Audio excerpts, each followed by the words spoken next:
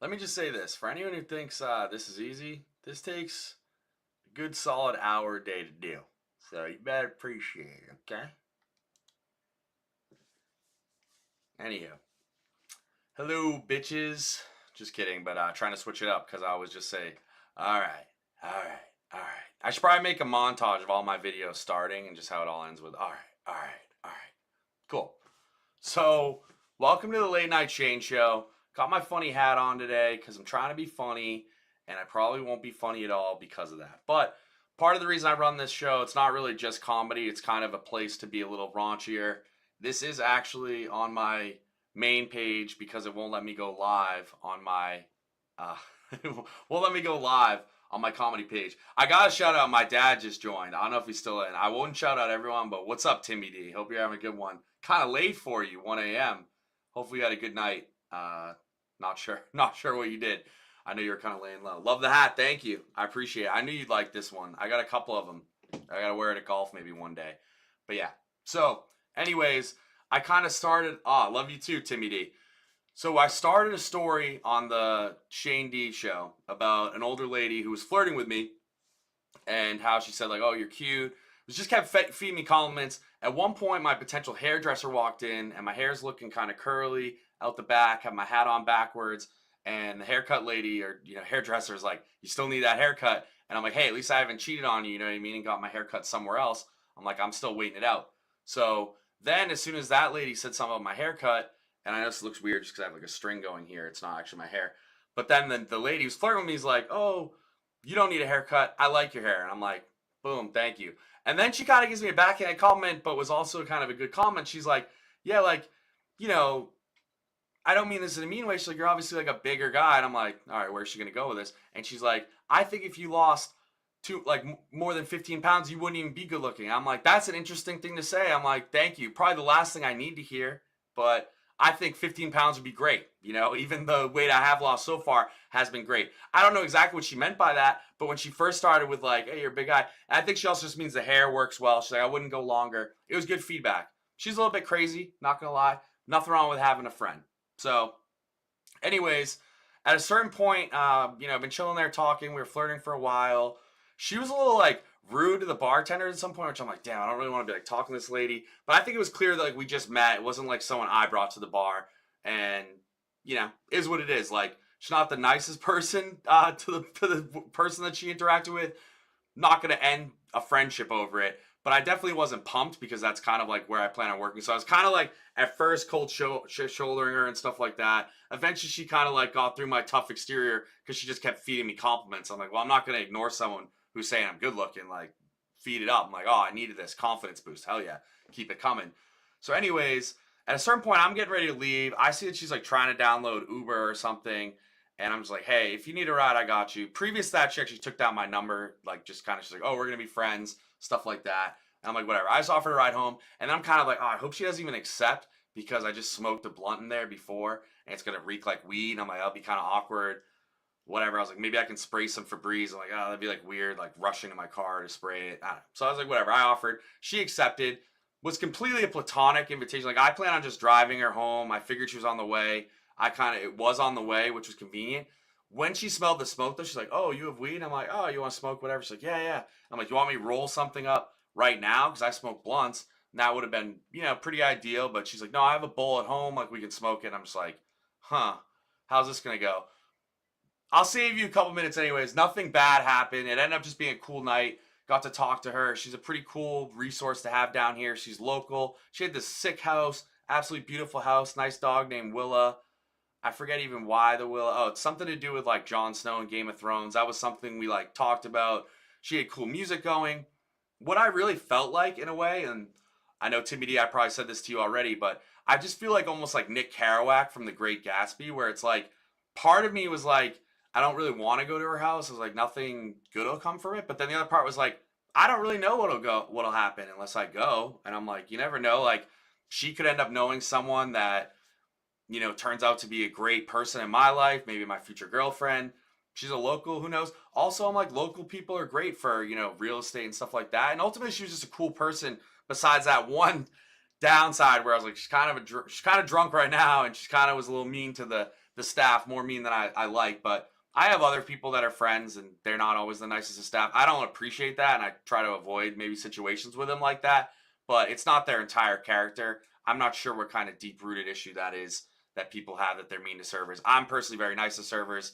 Someone who's about to be a server and has been kind of a server in the past, I don't know why people would be rude. She wasn't totally rude. She was just being kind of like just short, and like she was mad that they wouldn't let her open a tab. I wouldn't let her open a tab. I'm surprised they even served her because she was honestly pretty drunk at the time. Turns out she wasn't as drunk as I thought. The more we talked, like she remembered my name. Yeah, she needed someone to talk to. You're right, Timmy, and that's something I'll get into. Yeah. So, anyways, sick place, very cool. She had a fireplace. I love fireplaces in South Carolina. You'll probably never use it besides like a week in the winter, but it's just a very cool, homey feel. There's not a lot there. I don't have a fireplace right now. Even in my old house, I had one. I think I used it once, and the smoke came back in the house. So, just because you have a fireplace doesn't mean you're going to always use it necessarily. Cool. Other than that, she had a pool, which was very nice. I was like, I'm going to be going to that pool in the summer. And we kind of laughed about that. But yeah, so anyways, sorry, I'm just checking my notes here. But yeah, I mean, with her, she unfortunately had some tragedy recently, and I don't want to like unlock all her business, but basically she has a 7-year-old son, and she's been like raising him with her ex-husband, who's kind of was in the picture, and he just dropped dead suddenly in December. Horrible story. Won't give all the details of that, but the 7-year-old son actually like walked in and found the kid. I felt so bad, and that's like very fresh. Oh, so it wasn't December, it was October. That's still like 5 months previously, and like trying to figure out life and stuff like that, and like I could tell she needed definitely a friend. Yeah, thank you. I appreciate it, Timothy. I was trying to be kind. I think part of me in the back of my head was like, well, this lady's cute enough. She's feeding me compliments. I knew deep down in my heart, I was like, there's really no. I was like, I even felt a little uncomfortable going to her house because like I hope she doesn't try anything. We kind of joked about it. I was like, hey, that no funny stuff, and she's like, no, we're just friends. I was like, all right, good, kind of thing. And there were some moments where there was a little bit of sexual tension, but at the end of the day, it's like, hey, we're not going to do this time around. I kind of told her, I was like, hey, maybe in a couple months when you're not dating someone, we'll see how it goes. She's like, no, I need a guy friend anyway. So it worked out great. She was a great person to talk to. I had someone to talk ear off, which is always good. Someone other than my normal people that I'm always bothering with my kind of never-ending talking, stuff like that. Overall, she's a cool person. We listened to some great music. We had very similar vibes. She showed me some new songs. I showed her some new songs. And it was just cool. It was a nice little powwow. It was very picturesque, or I guess like it felt like I was in a movie. That's kind of why I brought up The Great Gatsby. I'm sitting there. We're on this porch, covered porch. She has like a heater, which was nice because it was kind of chilly out. Music's going with the TV. TV wasn't as much picturesque, but when you look out on the water, it was like the moonlight was lighting up the pool. Almost looked like there was a light in the pool because of it. And then the rain's coming down. There was a spotlight on this bike that was just kind of like there, propped up. I was like, dude, this literally feels like just a movie, kind of a scene, something like that. It was very cool. I actually like when life does that. I think there's a certain saying or word that describes when life feels like you're in a movie. I had one other time recently that was like that when I was in Boston. I was walking through not Central Park, Boston Commons, and I was right near the duck boats and the swans or whatever, swans and stuff like that. And it literally felt like I was just walking through an old like Victorian picture, like old picturesque thing. Very cool. So it's fun when you experience that. Sometimes you want to take your phone out and take a picture, but I think that kind of ruins the moment. And so that wasn't what I did there. It wasn't what I did in Boston Commons either. I kind of regret it, Boston Commons, but I don't think the film would have done it justice. So like the memory almost serves better. Cool. So this is my cry for help. I thought I put a note there actually before. Anyone who wants to help me find an age-appropriate girl to go on dates with, even a friend, send it my way. Hopefully they're single, available, straight. I'll do bisexual, like perfectly fine with that. But I don't want them to be having a girlfriend at the time. I feel like for some reason, I am just constantly finding myself with unavailable women. It's just unfortunate, right? And then if they're not unavailable and then they are available, it's always like something missing in the attraction level. Like there's enough there that maybe we can make it work.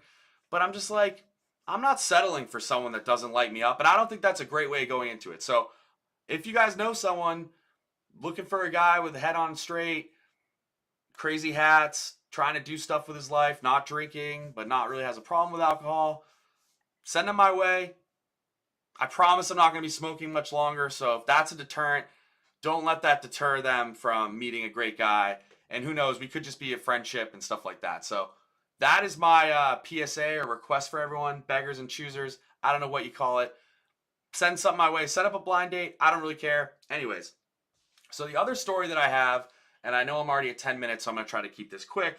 I got called by my buddy Mario, who's also my neighbor. As I'm getting home, he's like, hey, come on over. Casey's here. And when I heard Casey's here, I literally thought it was TJ and Casey, his girlfriend. TJ's like one of our buddies, and I didn't mean to say the name. So I'm not going to say what I was going to say next. Anyways, it wasn't them. So I was like, oh, I was expecting to be them. And I was actually pumped for it to be them. It was actually this lesbian couple that I had met one other time, and then we saw kind of at his birthday party. Absolutely great people, like really love them, good, kind souls. I vibe with them both very much. The funny thing was when I got there, they were talking about seeing my comedy stand up. And I don't really I don't talk too much, like, there's no homophobic jokes by any means, but I do talk sometimes about, like, gay and, you know, like, lesbians being attracted to me. I talk about, like, sex changes, transgender. So you can, like, you have to tiptoe a little bit. It's a fine line, right? I was like, they could have maybe not liked it. Turned out they did like it. One of the jokes, which I didn't say this week, but I had said at least one of the weeks, I think it was definitely the one they saw. I basically said that, like, why do all the girls that are perfect for me end up being lesbians and stuff like that? And I talked about, like, that was basically one of the jokes. I'm like, oh, I'm thinking about getting a sex change. I was like, yeah.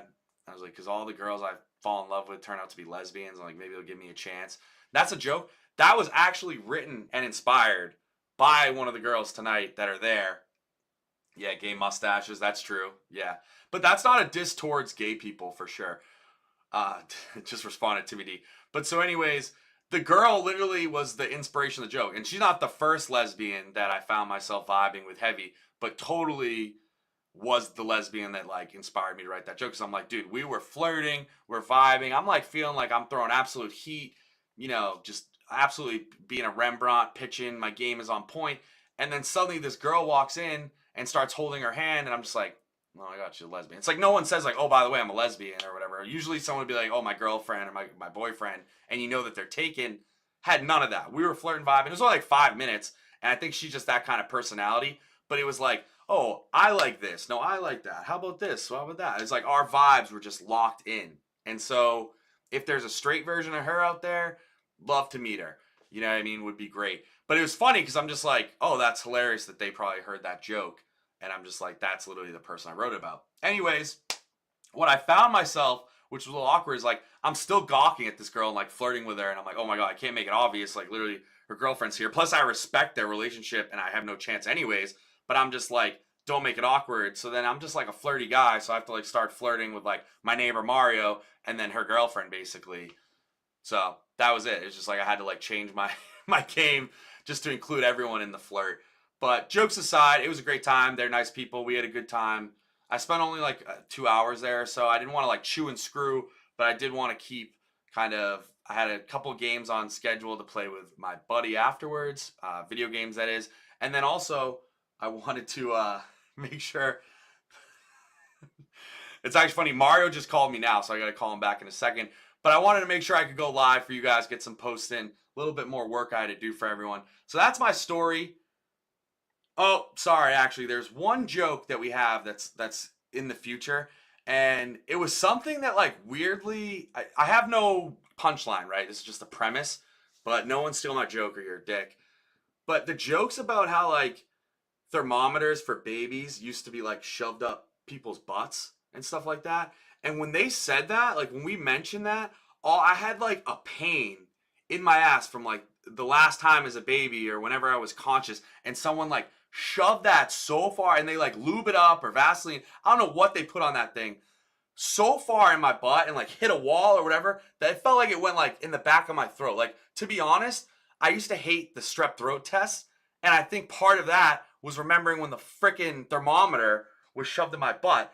And I'm just like, they all three of us had a similar action, like, dude, that thing fucking sucked. And if you're a parent nowadays and you're shoving freaking thermometers up butts, you're sick. Okay, because they have those freaking little guns. They're going to tell you, like, why do you need to go up in your fucking kid's butt to see if he has a fever? Like, just do the gun and give him some Motrin, because that's all they're going to tell you to do really anyways. I don't know why that was a thing. I get maybe, like, you can't put it in their mouth long enough. They don't know to, like, close their mouth.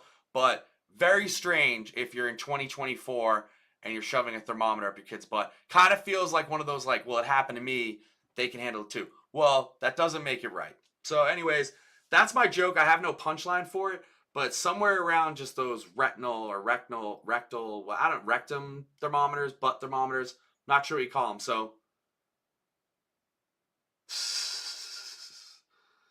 I'm not going to say who said this, but someone in my chat just gave me a joke. Goes, how do you aggravate a queer baby? And he goes, pull the pacifier out its ass.